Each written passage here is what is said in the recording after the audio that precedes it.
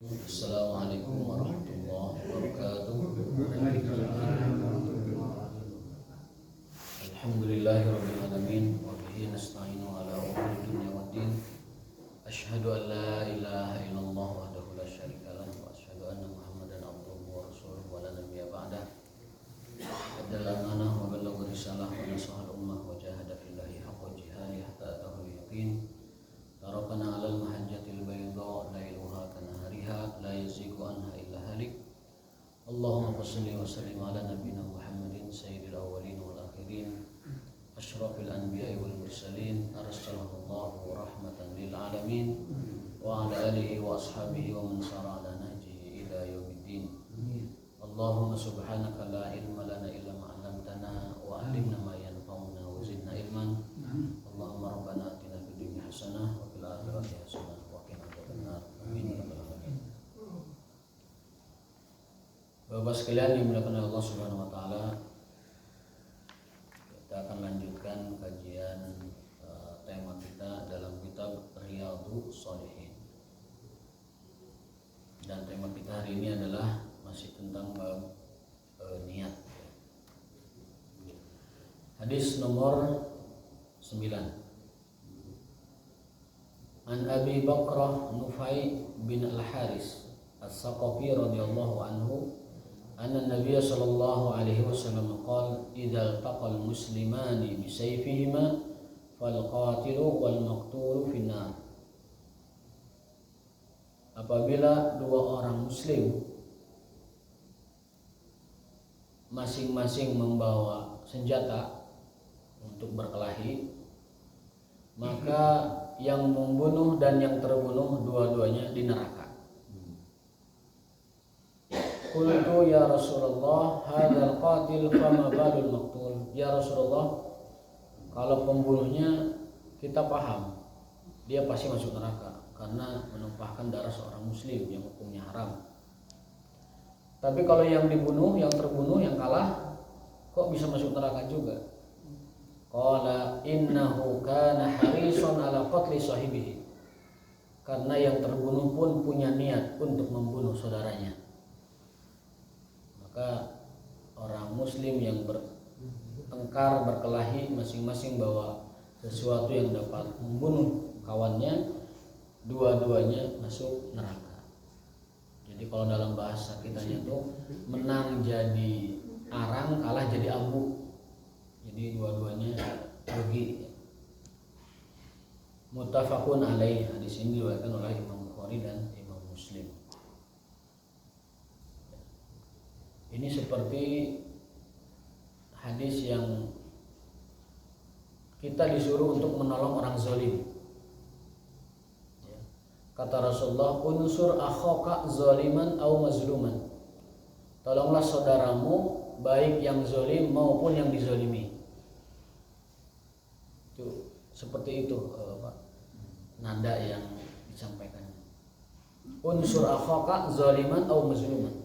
Tolonglah saudaramu baik yang zalim atau yang tidak zalim. Nah, sahabat juga bertanya, ya Rasulullah, menolong orang yang dizalimi itu jelas. Kita bisa menghiburnya atau membelanya kalau kita berani, atau menghentikan kezaliman. Jadi kalau menolong orang dizalimi itu masuk akal. Ya. Lalu bagaimana kita menolong orang yang zalim? Kata Rasulullah, antakuffa an zulmi, kau cegah dia berbuat zalim. Itu namanya menolong orang zalim. Jadi menolong itu tidak mesti dipahami memberi pertolongan, tetapi mencegah orang berbuat kezaliman itu juga menolong orang zalim. Jadi ada orang yang biasa berbuat zalim, kita tolong dia. Caranya bagaimana? Cegah dia untuk tidak berbuat zalim. Hadis Rasulullah SAW. Nah, di hadis ini Rasul bersabda, kalau ada dua orang muslim yang bawa pedang, bawa senjata, berkelahi, maka yang terbunuh dan yang membunuh dua-duanya di neraka. Kenapa? Kalau yang dibunuh jelas masuk akal, tapi yang membunuh karena dia punya niat untuk membunuh saudaranya, tapi dia mati duluan. Itu inti dari hadis nomor 9. Hadis nomor 10. Ini masih tentang niat juga, tapi niat untuk sholat berjamaah. An Abi Hurairah radhiyallahu anhu qala Rasulullah sallallahu alaihi wasallam salatul rajul fi jama'atin tazidu ala salatihi fi baitihi wa salatihi fi suqihi bid'an wa 20 darajah. Sesungguhnya salat seseorang di masjid daripada di rumahnya itu melebihi 27 atau 26, 25 maksudnya kali lipat dari salatnya di rumah. Ya, jadi 27 kali lipat, bukan 27 pahala, tapi 27 kali lipat. Karena kata bid'an itu adalah bilangan dari 3 sampai 10. Maka kalau 20 dan bid'an itu artinya 27 atau 25. Dikuatkan oleh hadis yang lain. Kelipatan. Artinya kalau orang sudah istiqomah sholat berjamaah di masjid 10 tahun, itu dia setara dengan 270 tahun sholat sendirian. Kalau yang sudah istiqomah 20 tahun, itu artinya dia setara dengan sholat 540 tahun di rumahnya sendiri. Jadi kalau kita kelewat 1 kali berjamaah, itu ruginya 27 kali. Harus menjadi alam bawah sadar kita bahwa sholat berjamaah itu Allah lipat gandakan 27 kali lipat atau 25 kali lipat. Itulah mengapa umat Rasulullah SAW meskipun amalannya sedikit tapi dapat menyamai bahkan mengungguli amalan umat-umat terdahulu. Kita lihat bagaimana Nabi Nuh alaihissalam hidup berdakwah 950 tahun dengan segala macam aktivitas ibadahnya, ya. Karena umat-umat terdahulu itu panjang-panjang usianya dan kuat-kuat badannya. Nabi Adam 1000 tahun. Cuman karena disodakohkan umurnya kepada Nabi Daud sehingga beliau wafat di usia 960 tahun. Ketika malaikat datang untuk mencabut nyawanya, Adam mengatakan, tar dulu, saya punya janji dengan Allah 1000 tahun, kontraknya 1000 tahun ini. Gitu ya. Kata Nabi Adam. Lalu malakul maut mengatakan, tidakkah kau ingat dulu kau sedekahkan umurmu pada cucumu Daud alaihissalam? Ketika melihat daftar incu-incuna, terlihat Nabi Daud usianya cuma 60 tahun. Nabi Adam kasihan. Ya sudah, saya kasihkan ini 40 tahun buat cucu saya Daud. Maka Nabi Daud hidupnya 100 tahun. Nah, maka ketika usia Adam 960 tahun, malaikat datang menagih nazarnya Adam itu, janjinya itu. Sehingga orang-orang dulu bisa sedekah umur. Aina maulah. Jangan sedekah umur, karena kita bukan nabi yang pertama, yang kedua tidak diberikan kekhususan seperti itu. Itu Nabi Adam alaihissalam kepada cucunya Daud, sehingga nah orang-orang terdahulu usianya panjang. Ada yang 600, 700, 1000, 900 dan sebagainya. Maka amal ibadahnya juga banyak. Tapi umat Rasulullah SAW satu dari postur ini udah yang paling pakai terakhir ini. Pendek seperti ini pakai terakhir. Ada hadisnya dalam hadis Bukhari, hadis sahih. Paket sesa. Khalaqallahu Adam wa tuluhu situna zira'an. Allah ciptakan Adam dengan tinggi 60 hasta. Kalau 1 hasta setengah meter, berarti 60 hasta 30 meter. Jadi Nabi Adam tingginya 30 meter. Jangkung Pak Satower. Kami ayeuna pendak Nabi Adam. Bapak sehat Pak. Nenggak kaluhur. Jadi Adam ka urang teh, naon jang manehna? Detik. Famazala yangkus, kemudian umat ke umat itu berkurang, pendeknya berkurang sampai berhenti di umatku ini. Ini sudah paket idealnya umat sekarang. Tapi binatang juga besar-besar seperti di Muslim. Sehingga wajar kalau orang dulu tingginya 30 meter, binatangnya pun 12 meter setinggi dinosaurus. Jadi lamun ningali domba teh oh ieu mah kutu geuning gitu. Detik begitu ya. Tapi kan ada di Jeddah aya sepeda Nabi Adam itu palsu. Sepeda di luhur itu sebutnya sepeda Nabi Adam. Mustahil Nabi Adam 30 meter punya sepeda saya mustahil. Jadi bangsa orang gitu segala yang langsung di arahan gitu. Aya sepeda Nabi Adam. Aya curutu kayu paududan Sayyidina Ali. Itu sama sekali tidak benar. Sehingga ada guide kawan saya guide haji umroh gitulah. Setiap perjalanan itu semua gunung ditanyain, pengen tahu namanya gitu. Orang Indonesia biasa kepo. Kak, ini gunung apa? Ini gunung Uhud, gunung Magnet, gunung Badar segala macam. Suatu saat kan tidak semua gunung ada namanya. Oh, kok ini Gunung Jabal, Bu? Gunung Jabal lah ini. Kan Jabal itu gunung juga. Ini Gunung Jabal, ini Gunung Jabal 2, Gunung Jabal 3 terus ya. Karena semua gunung harus ada namanya. Itulah orang Indonesia. Jadi lucu-lucu gitu. Ada lagi orang Indonesia tuh papan besar itu dilarang merokok 7 bahasa itu. Melayu, Urdu, Arab, Inggris, Prancis, kemudian lain sebagainya. Orang Indonesia udah hadap nih kan. Padahal kejeblak luhur nate itu segala rupa bahasa itu sudah dimudahkan ya. Itu uniknya orang Indonesia. Tapi masalah disiplin paling apik orang Indonesia. Disiplin sholat, ibadah, rapih gitu ya. Khusyuk, tertib, mudah diatur itu orang Indonesia. Diakui oleh orang-orang Arab, Indonesian Kuwaisin. Orang Indonesia itu bagus-bagus rapi, apik, wise ya. Nah, itu postur umat Rasulullah pendek-pendek. Sudah ketentuannya begitu. Dan usianya pun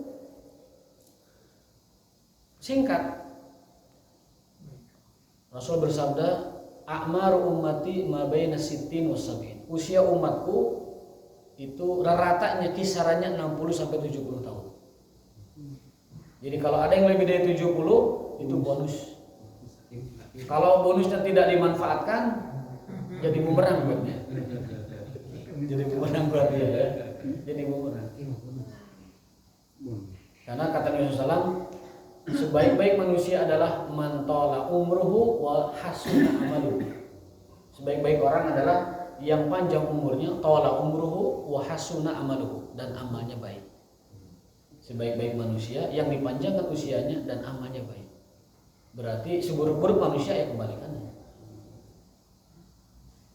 Nah, dengan postur yang pendek, yang tidak sekuat kaum Ad membangun istana dari batu. Kalau ada gunung batu teh orang Iram dan orang Ad mah bukan dipakai beko, mereka sendiri memahat gunung jadi rumah mereka. Rumah batu gitu dibuat, dipahat di segala macam jadi rumah. Dalam bahasa Qur'annya, yanhituna minal jibali buyuta. Mereka mengukir batu-batu buyuta menjadi rumah-rumah mereka. Kaum Iram, kaum Ad itu bangsa-bangsa kekar, besar dan kuat, sampai gunung dijadikan rumah. Zaman sekarang tidak ada orang kuat yang bisa mengukir dan memahat gunung batu jadi kecuali dengan alat, dan tidak jadi rumah juga. Nah, umat sekarang tidak sekuat itu. Jadi kuatnya tidak sekuat itu, kemudian umurnya tidak sepanjang mereka, kemudian tingginya tidak sekuat mereka, tidak setinggi mereka.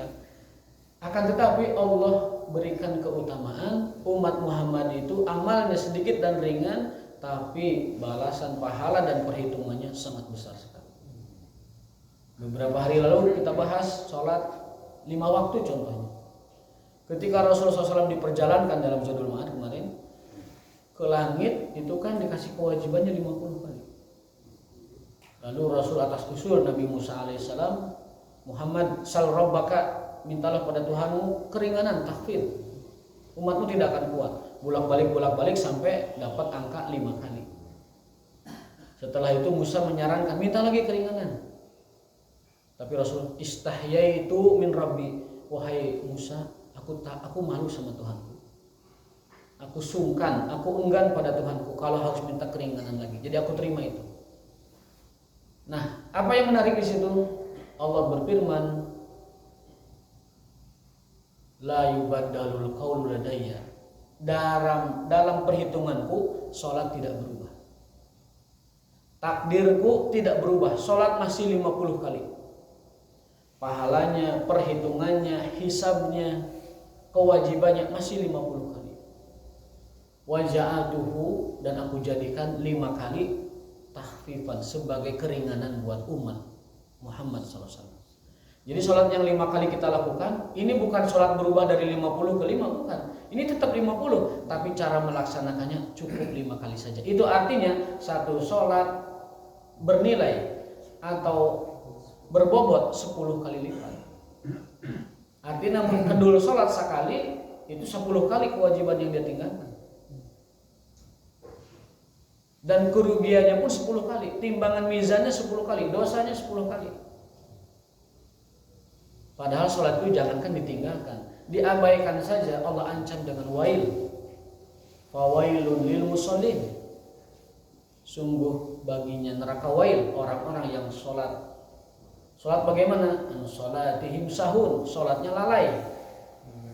Sahun itu kata Abdullah bin Amr bin As dan Mus'ab bin Umair, maaf saya selalu salah nyebut nama, kata Abdullah bin Mas'ud dan Mus'ab bin Umair yang menyaksikan ayat itu turun.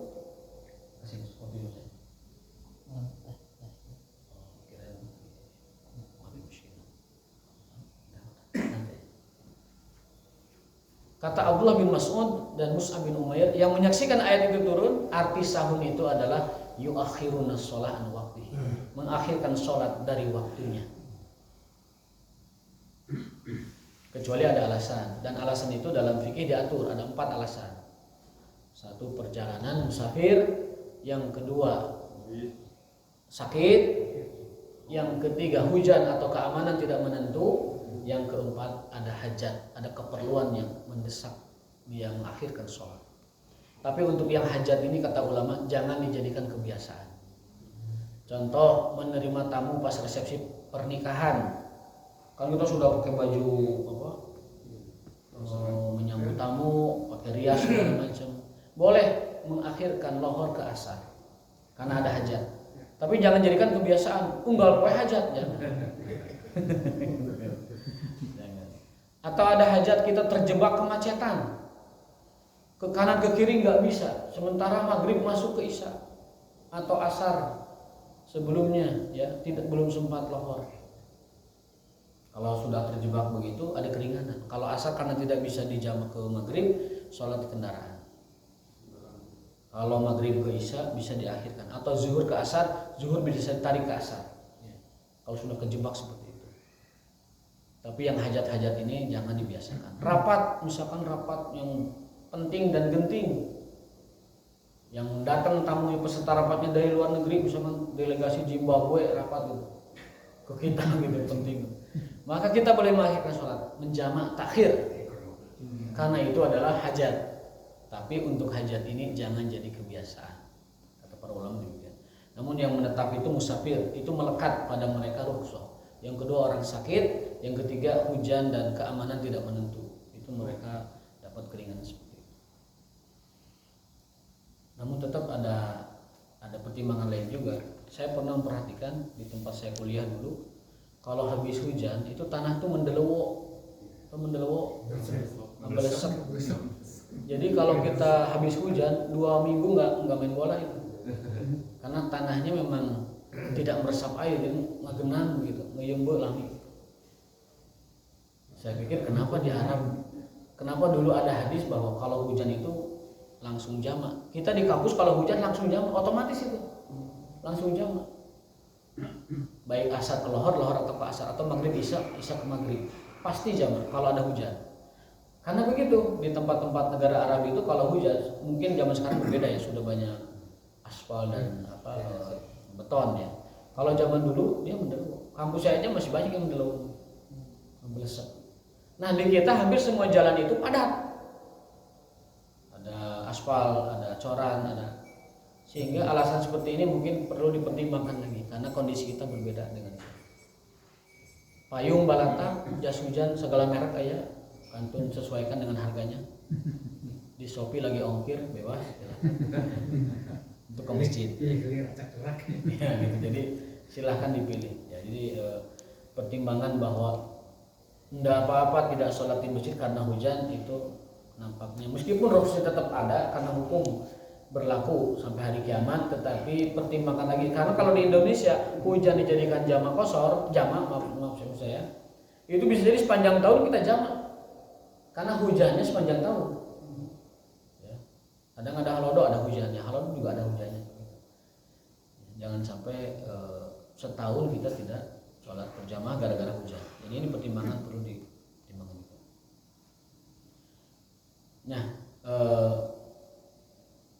kembali ke hadis ini bahwasanya umat Rasulullah diberi keunggulan, ibadah-ibadahnya ringan tetapi pahalanya melampaui umat terdahulu. Tadi seperti sholat berjamaah. 1 kali sholat jamaah Allah lipat gandakan 27. Maka kalau orang 10 tahun istiqomah berjamaah di masjid itu sama dengan 270 tahun. Kalau 20 tahun jamaah di masjid sama dengan 540 tahun. Itu hampir menyamai orang terdahulu. Maka jangan pernah mengabaikan atau meninggalkan sholat berjamaah. Itu besar sekali karunia Allah kepada orang-orang yang berjamaah. Wadzalika anna ahadahum idza tawaddaa fa ahsana al-wudu. Itu karena apabila seseorang berwudu lalu membaguskan wudunya, menyempurnakan wudunya, terutama saat malas. Summa atal masjidah, kemudian datang ke masjid. La yanhazu illa shalah, tidak ada yang dia niatkan kecuali untuk salat. La yuridu illa shalah, lam yakhtu bi khatwatan illa rufi'a lahu biha darajah. Maka setiap langkahnya itu adalah diangkat derajat. Wa hutta anhu biha khati'ah, dan setiap langkahnya itu dihapus dosa. Hatta yadkhulal masjid, sampai dia masuk masjid. Fa idza dakhala al masjid kana fi shalah, maka nanti shalah hiya tahbisuhu. Selama dia ada di dalam masjid menunggu salat berikutnya, Allah hitung, Allah catat dia sedang salat terus-terusan. Makanya dari maghrib ke isya mending di masjid, dihitung salat 1 jam itu. Daripada di rumah ngopi, nonton TV, teu aya pahala salatna. Mending di masjid. Allah hitung setiap waktunya itu menegakkan salat. Wal malaikatu yusholluna ala ahadikum, dan malaikat mendoakan terus-menerus selama dia di masjid. Madama fi majlisihi alladhi shalla fihi yaqulun, doa malaikat begini, Allahumma arhamhu, Allahumma ighfir lahu. Ya Allah, sayangi dia, ya Allah ampuni dia, Allahumma tub alaihi, ya Allah berikan taubat kepada dia, ma lam yu'dhi bihi, ma lam yuhdis bihi, selama dia tidak meniatkan lain. Muttafaqun alaihi. Ini hadis riwayat Bukhari Muslim. Wa hadza lafdhu Muslim, adapun dalam qaul lain ada tambahan au yukhrijuhu wa yudhidu, selama dia tidak keluar meninggalkan masjid itu. Subhanallah. Sempurnakan wudu di rumah, berarti ini sunnah wudu itu di rumah, bukan di masjid. Kalau memungkinkan, kalau tidak mungkin di masjid tidak apa-apa. Ini mah kalau memang menyengaja berangkat ke masjid berjamaah, wudunya di rumah. Karena setiap langkahnya dihitung dari rumah. 1 langkah diangkat derajat, 1 langkah dihapus dosa. Ada hadis lain yang memotivasi ini. Barang siapa yang ketika wudu membaca bismillah, kemudian membaca doa asyhadu an la ilaha illallah wahdahu la syarikalah wa asyhadu anna muhammadan abduhu wa rasuluh, kata Rasulullah, futihat lahu abwabul jannati samaniyah. Allah bukakan 8 pintu surga buat dia, dari manapun dia inginkan silahkan memasukinya. Luar biasa, 8 pintu surga itu tidak sembarangan. Hanya orang-orang yang qualified yang bisa masuk surga lewat pintu-pintu tersebut. Dalam hadis Bukhari Muslim, pintu itu dinamai pintu sholat, pintu zakat, pintu jihad, pintu puasa, pintu sabar, pintu tawakal, pintu taubat, pintu zikir. 8. Imam Ahmad menambahkan dalam riwayatnya pintu bakti sama orang tua. Nah, bagi orang yang wudu membaca bismillah lalu mengucapkan syahadat setelah wudu, bagi mereka 8 pintu surga dibuka. Dari manapun dia inginkan silahkan memasukinya. Ada dalam kitab hadis Bulughul Maram nomor 54. Silahkan mau diperdalam lagi di rumah silahkan. Itu yang pertama. Yang kedua, berjamaah ke masjid merupakan syarat seseorang menerima kematian husnul khatimah. Sudah kita sering bahas. Berdiam diri di masjid, melangkah menuju sholat jamaah, berwudu dengan baik. Kalau itu dilakukan, asya khairan wa mata khairan. Hidupnya akan baik dan matinya akan baik. Artinya apa? Husnul khatimah. Maka gampang nyirikan orang bakal maut husnul khatimah. Lihat dia ahli masjid atau bukan. Kalau dia ahli masjid, maka dia akan mati dalam keadaan husnul khatimah. Jangan sampai di akhir waktu kita, di akhir masa kita, malah kita menjauhi masjid. Terjadi atau husnul khatimah nanti. Maka istiqomah sampai akhir, sampai kita tidak dapat lagi berangkat ke masjid. Sampai Allah menguzurkan kita tidak lagi berangkat ke masjid. Saur aja ngan di Tasik mah nu ka masjid aya tilu, aya pemain inti, aya pemain cadangan, aya penontonnya. Nah, anu sok tara tinggal mah pemain inti menaon we kondisina ge aya we tapi di masjid. Nu kadua pemain cadangan nya sasakeung mah aya lah. Itu yang kata Buya Hamka disebut Muslim Festival teh gitu tah. Jumatan we ngumpul jeung Idul Fitri, Idul Adha. Kata Buya Hamka itu Muslim Festival. Yang ketiga penonton, wah kamar masjid hade gitu. Tapi mainan teh gitu. Kadang aya nu malah nyinyir, wah ke masjid wae, ribu we anggar ke masjid wae gitu. Nah, itu penonton yang penonton kartu merah kan gitu. Jadi aya penonton, aya pemain cadangan, aya pemain inti. Nah, jadilah pemain inti di masjid. Jadi apapun kondisinya selalu ada. Bukan pemain cadangan yang kadang-kadang ada. Pemain cadangan kadang-kadang dimainkan kan. Tidak selamanya pemain cadangan itu main terus, enggak, pelatih juga lihat ini mah pemain cadangan ini mah sekali-kali we lah gitu. Tapi pemain inti dia starter dari awal. Kick off-nya dia juga. Jadi apa namanya? Itulah keutamaan orang.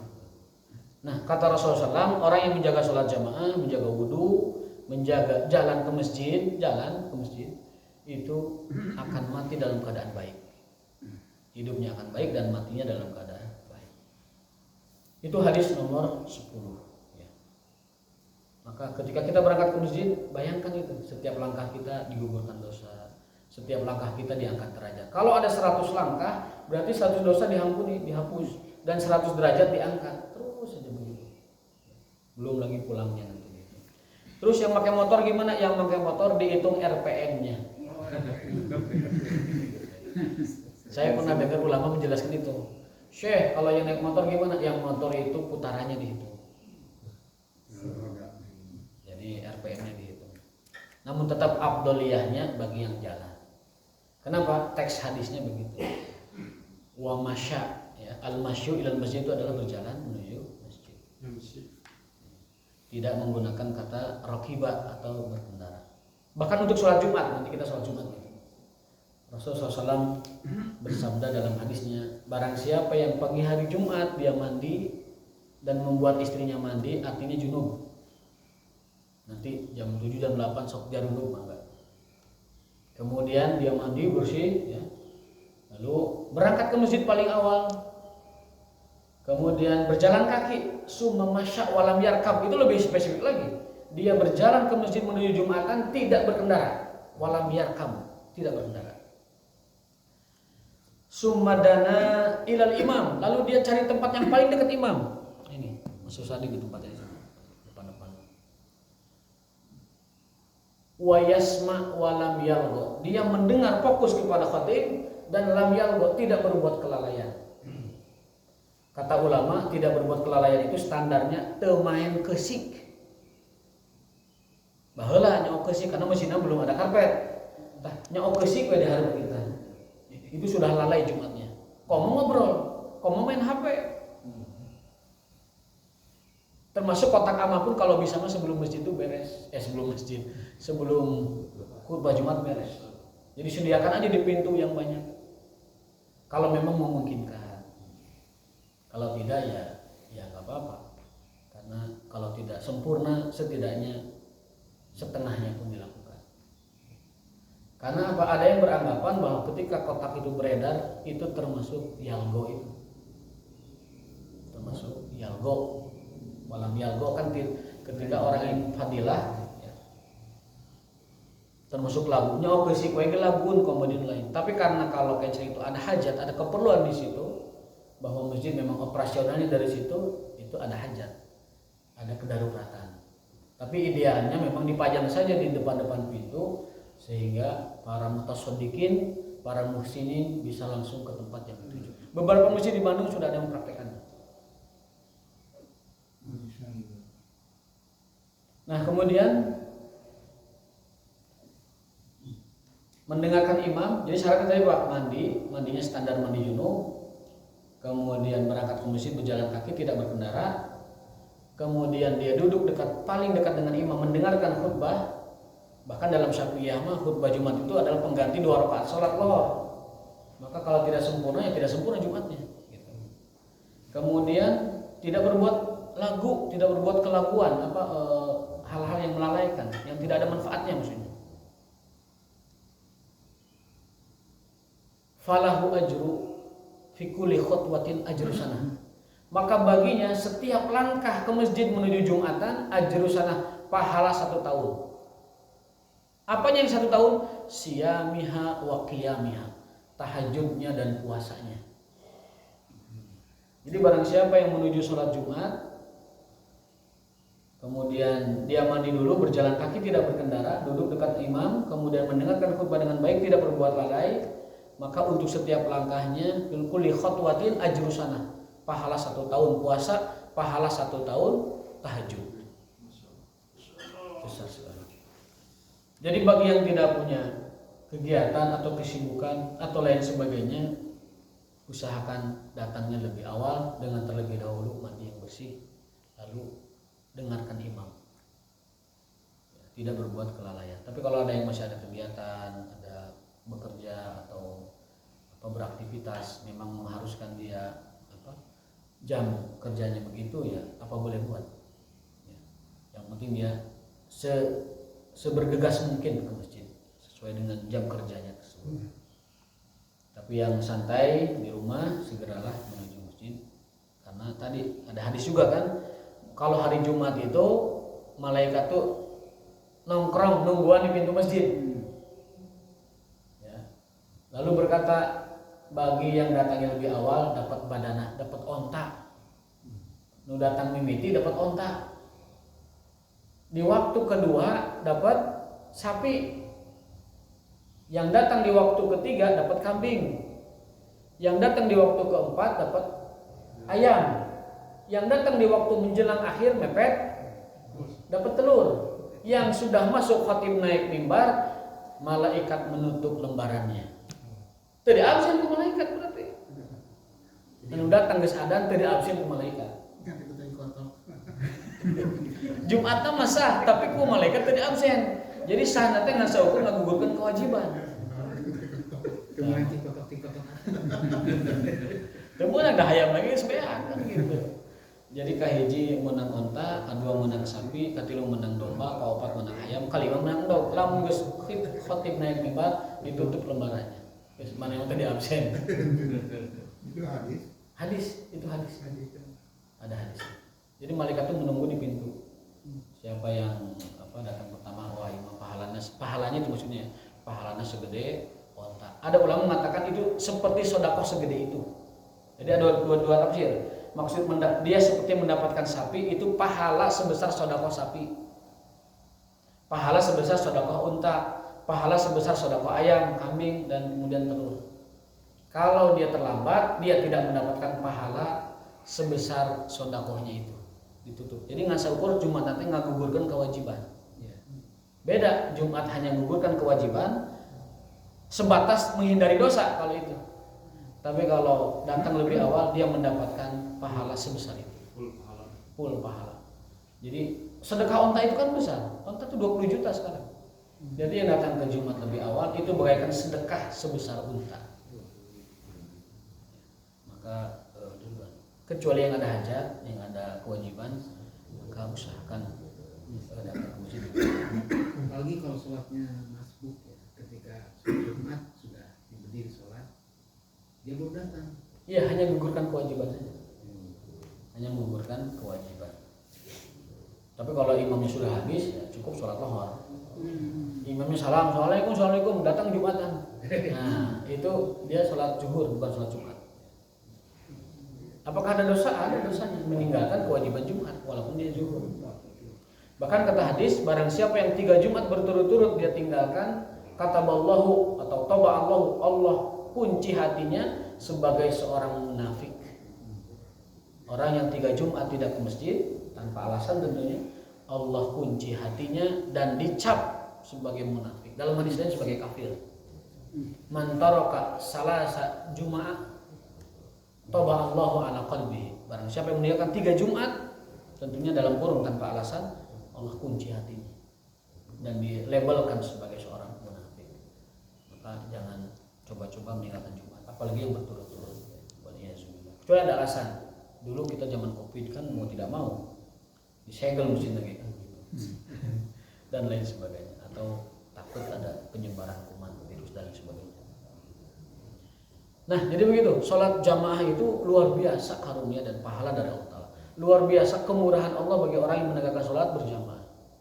Dan itu tanda husnul khotimah. Tadi hadis itu. Barang siapa yang menjaga sholat berjamaah akan hidup dalam keadaan baik, asya khairan wa mata khairan, dan matinya pun akan baik. Jadi kita dapat mengenali seseorang itu meninggal husnul khotimah atau tidak dari sholat berjamaahnya. Kata siapa? Kata hadis Rasulullah. Mudah-mudahan kita termasuk orang-orang yang Allah mudahkan langkahnya ke masjid, yang Allah mudahkan sholat kita berjamaah di masjid. Amin ya rabbal alamin. Dengan begitu Allah punya alasan memberikan kita peringkat dan derajat husnul khatimah. Atau bahasa hadisnya mata khairan, khairul maut, mati terbaik. Mati terbaik.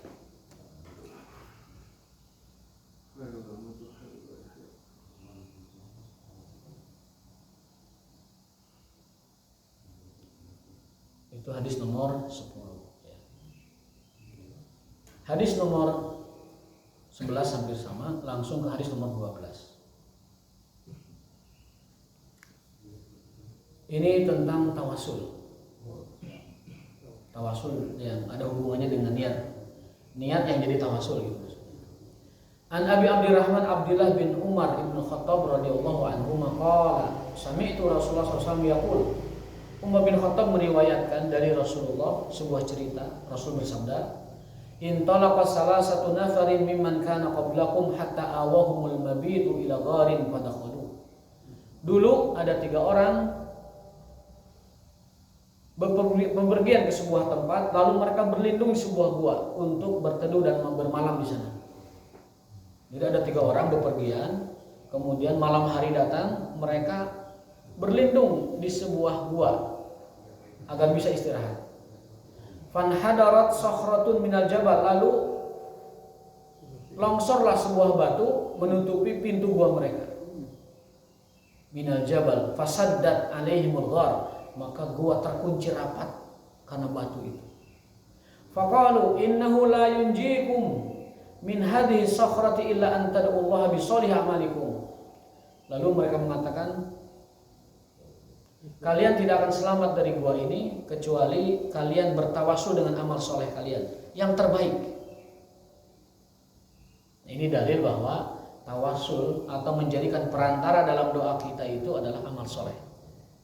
Ada 4 tawasul yang disepakati para ulama. Selebihnya itu diperselisihkan.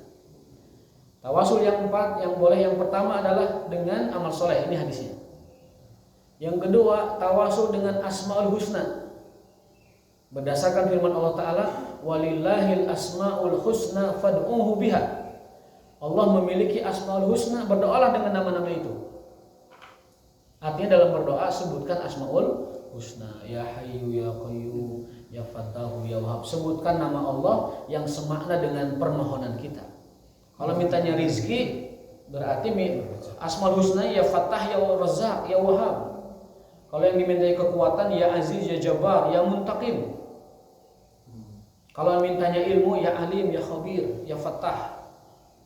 Kalau mintanya akhirat bisa menyebut dengan Ar-Rahman Ar-Rahim. Kalau diampuni, minta diampuni dosanya ya Ghafur, ya Syakur, ya Rauf, ya Rahim dan lain sebagainya. Sesuai dengan makna itu. Dipilih sesuai dengan makna. Jadi berdoa dengan Asmaul Husna adalah tawasul yang diperintahkan oleh Al-Qur'an. Walillahil asmaul husna fad'uhu biha. Dan hadis-hadis Nabi mengajarkan itu. Ya Hayyu ya Qayyum bi rahmatika astaghits. Rabbana taqabbal minna innaka antas samiul alim wa tub alaina innaka antat tawwabur rahim. Itu tawasul dengan Asmaul Husna. Yang ketiga, tawasul yang disepakati itu adalah tawasul dengan doa orang soleh yang masih hidup. Seperti hanya para sahabat datang, ya Rasulullah, sudah lama tidak turun hujan, tolong doakan kepada Allah agar turun hujan. Rasul berdoa, dar hujan. Lalu ketika Rasul wafat, para sahabat datang dipimpin oleh Umar bin Khattab kepada pamannya Rasul, Abbas. Ya Abbas, ya amma Rasulillah, kunna nastaqi min Rasulillah bi Rasulillah. Kami bertawasul dengan Nabi kami ketika sebelum wafat dan sekarang beliau sudah tiada. Maka sekarang kami bertawasul dengan engkau wahai Abbas. Doakanlah kepada Allah agar turun hujan. Maka Abbas berdoa, ya Allah turun juga hujan. Der langsung. Jadi bertawasul dengan doanya orang soleh yang masih hidup. Itu disepakati keboleh. Bukan kepada yang dirokok itu. Bukan kepada yang sudah meninggal dunia, tapi yang masih hidup. Yang Lalu yang keempat, bertawasul yang berikutnya adalah tawasul dengan sholawat kepada Rasul SAW. Tawasul dengan sholawat. Jadi sebelum doa itu banyakin sholawat. Apa dalilnya? Dalilnya adalah kullu du'ain, setiap doa lam yusalla alaih, tidak dibarengi dengan sholawat, fahuwa mardud, maka dia tertolak. Jadi sebelum berdoa baca dulu sholawat. Maka kata ulama tartib doa itu begitu: satu, baca Asmaul Husna; kedua adalah sholawat; ketiga, sebutkan hajatnya; keempat, boleh tutup lagi dengan sholawat. Ya Rahman ya Rahim, ya Arhamar Rahimin, Allahumma sholli ala Muhammad wa ala Muhammad, lalu Allahumma rabbi zidna ilman, kemudian baru ditutup lagi.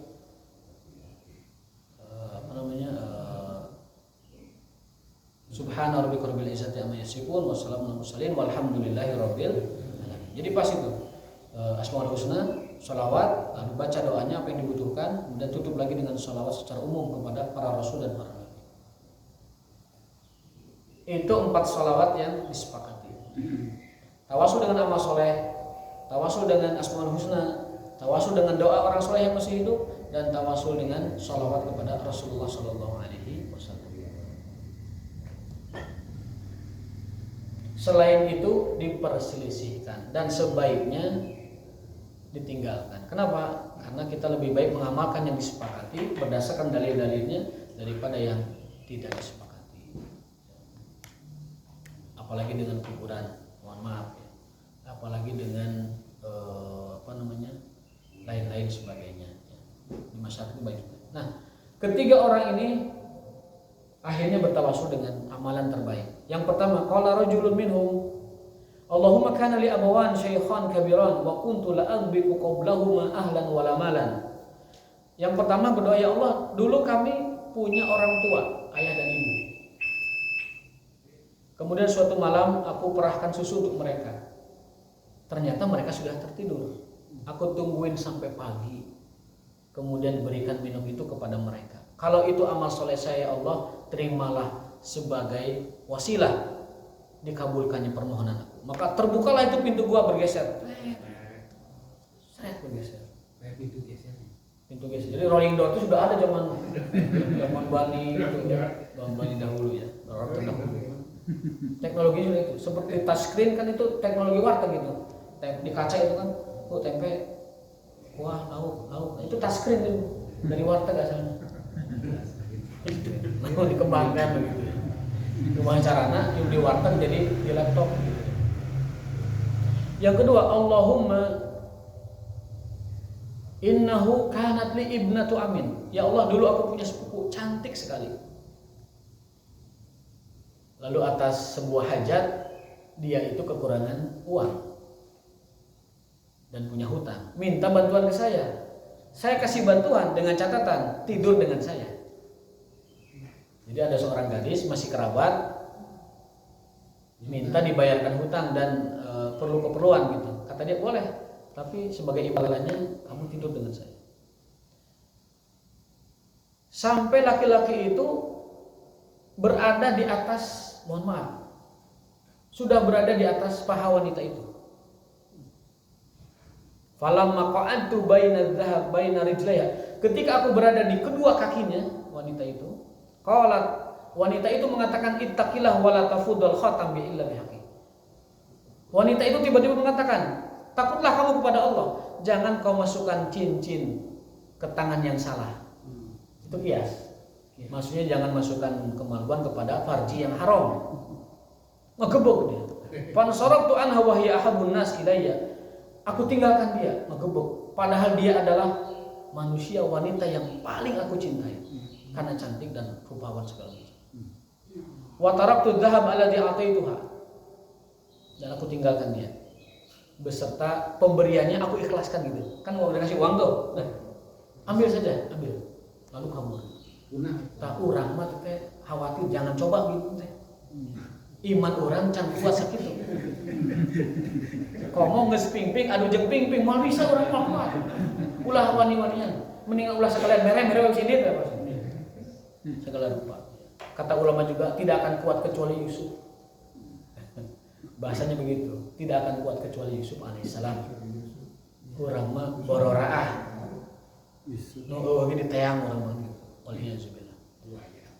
Nah, kalau itu amal soleh ya Allah, meninggalkan kemaksiatan itu amal soleh yang kau terima, terimalah wasilah tawasul saya. Geser pintunya separuh.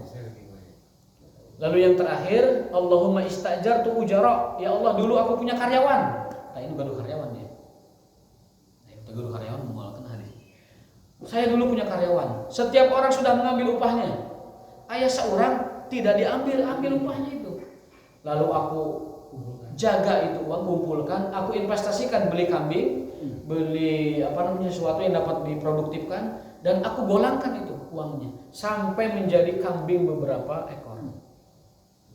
Suatu hari dia datang menanyakan, Tuan, mana upah saya yang dulu belum kau berikan? Kata tuannya itu lihat ada kambing itu di lembah itu, lihat. Itulah uangmu. Wah, jangan bercanda Tuan, saya kan cuma sekian uangnya. Enggak, itu kambing kamu sudah saya investasikan dengan baik, milik kamu semuanya. Ya Allah, andaikan itu amal soleh yang kau terima, jadikan ini sebagai tawasul saya. Maka bergeserlah pintu gua semuanya, dan mereka selamat. Jadi sekali lagi, jamaah sekalian, amal soleh kita boleh kita jadikan sebagai tawasul. Kita pernah nolong nenek-nenek nyebrang, kan paling hese nyebrang ke ini mah, pakai hese. Gus di seberang di ujung, ya. Nenek teh nuju ngatosan angkot, saya sebenarnya seberangkeun deui gitu. Di seberangkeun mah nenek nyebrang, ternyata nungguan angkot di seberangkeun deui, Pak. Jadi itu ya. Kalau itu nolong nenek adalah sebuah tawasul yang kau terima, kabulkan hajat saya. Kalau dulu saya pernah bantu orang ngasih sedekah, ngasih makan, ngasih segala macam, itu amal soleh ya Allah, mudahkanlah urusan saya. Jadi kita boleh bertawasul dengan amal-amal soleh kita. Mudah-mudahan dapat menjadi inspirasi dan motivasi kita, terutama tadi untuk menjaga sholat berjamaah, karena itu syarat kita mati husnul khotimah. Dan yang kedua, mudah-mudahan jadi motivasi kita berangkat menuju sholat Jumat lebih awal, karena Allah hitung setiap langkahnya pahala setahun tahajud dan setahun puasa berdasarkan hadis Nabi riwayat Tirmidzi. Dan yang ketiga, mudah-mudahan kita dapat bertawasul kepada Allah dengan tawasul yang masyru', yang disepakati kebolehannya. Dan Allah yang majma'in, wallahu wali taufiq. Subhanallah wa bihamdika asyhadu an la ilaha illa anta astaghfiruka wa atubu ilaik. Assalamualaikum warahmatullahi wabarakatuh.